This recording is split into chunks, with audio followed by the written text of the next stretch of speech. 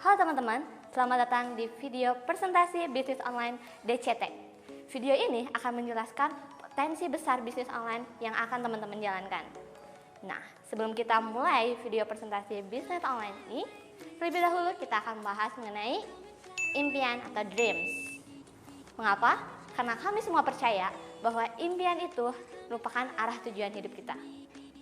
Apakah ingin memiliki usaha sendiri, penghasilan yang besar, membahagiakan orang tua, memiliki rumah dan mobil baru, bahkan jalan-jalan ke luar negeri, menjalani masa pensiun dengan tenang, bebas uang dan waktu, pendidikan anak, pengembangan diri, dan membantu orang lain melalui kegiatan sosial. Dari sekian banyak impian itu, impian mana yang paling Anda inginkan?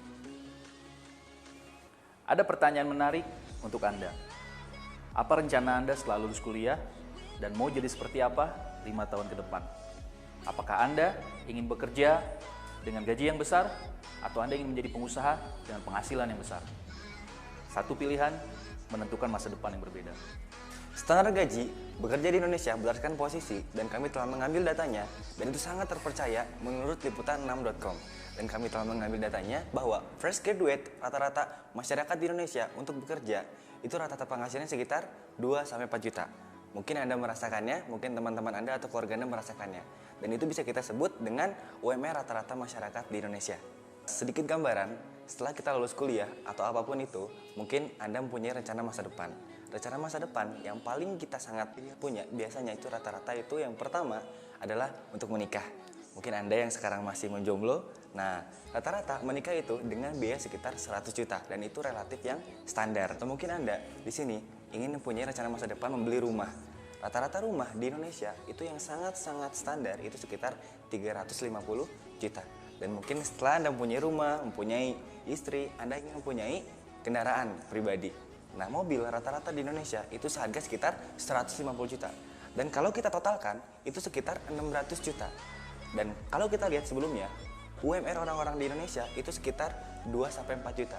Jadi jika teman-teman di sini misalnya mempunyai penghasilan atau pendapatan sekitar 4 juta, dan teman-teman misalnya sangat-sangat berhemat dan menabung 3 juta sebulan, itu untuk dapetin yang tadi, untuk mendapatkan menikah, untuk mendapatkan rumah, dan untuk mendapatkan kendaraan pribadi, 600 juta tadi, dengan nabung 3 juta sebulan, itu sekitar 200 bulan atau 16 tahun.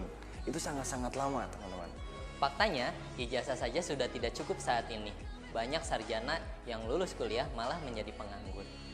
Menurut Kompas.com, pengangguran paling tinggi ada sekitar 495.000 orang dan kebanyakan dari mereka adalah lulusan universitas. Nah, sekarang mungkin Anda punya dua pilihan antara kerja dan bisnis ya. Anda mau pilih yang mana? Tidak ada yang lebih mulia, tidak ada yang lebih baik antara kerja atau bisnis. Itu semua masalah pilihan aja dan semuanya baik selama Anda menjalankannya dengan baik ya. Cuma bedanya adalah mungkin di pola kerja orang-orang yang mencari sebuah keamanan, orang-orang yang memang pengen penghasilan yang tetap. Sedangkan bisnis, orang-orang yang cenderung ingin bebas. Nah, tinggal Anda pilih mau yang mana. Anda mau kerja untuk mencari keamanan atau Anda mau bisnis untuk mencari kebebasan.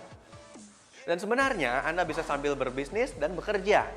Ya, ada yang sering bilang ada part-time bisnis kan. Dan bicara masalah bisnis yang sambil dikerjakan saat Anda bekerja atau sambil kuliah, sambil sekolah dan yang lainnya, kira-kira bisnis apa sih yang paling cocok Anda kerjakan sambil melakukan pekerjaan sehari-hari Anda? Nah, kalau kita tanyakan pertanyaan itu, jawabannya tidak lain dan tidak bukan adalah bisnis online. Dan kenapa harus bisnis online? Selanjutnya, kita akan membahas mengenai potensi bisnis online. Yang pertama, modalnya kecil. Cuma 2 kok, handphone dan kuota. Yang kedua, resikonya kecil, jelas. Jika teman-teman membuat toko online baik di Instagram, Facebook, dan yang lain, lalu tidak memiliki followers dan tidak ada yang mengunjungi, apakah akan rugi? Enggak kan? Beda sama kita membangun usaha offline, otomatis risikonya pasti besar. Lalu yang selanjutnya, tidak perlu macet-macetan, jelas. Karena online, fleksibel, bisa di mana aja dan kapanpun. Hemat waktu, otomatis pelanggan di seluruh dunia, jelas. Apabila kita bisnis online, orang di seluruh dunia, dimanapun, di pelosok penjuru dunia manapun, akan bisa datang ke toko online Anda. Nah, setiap orang rata-rata terhubung dengan internet melalui laptop dan gadget mereka kurang lebih 4 jam per hari. Tapi saya gak percaya tuh, teman-teman mau tidur, bangun tidur, pasti yang dicari apa? Pasti handphone.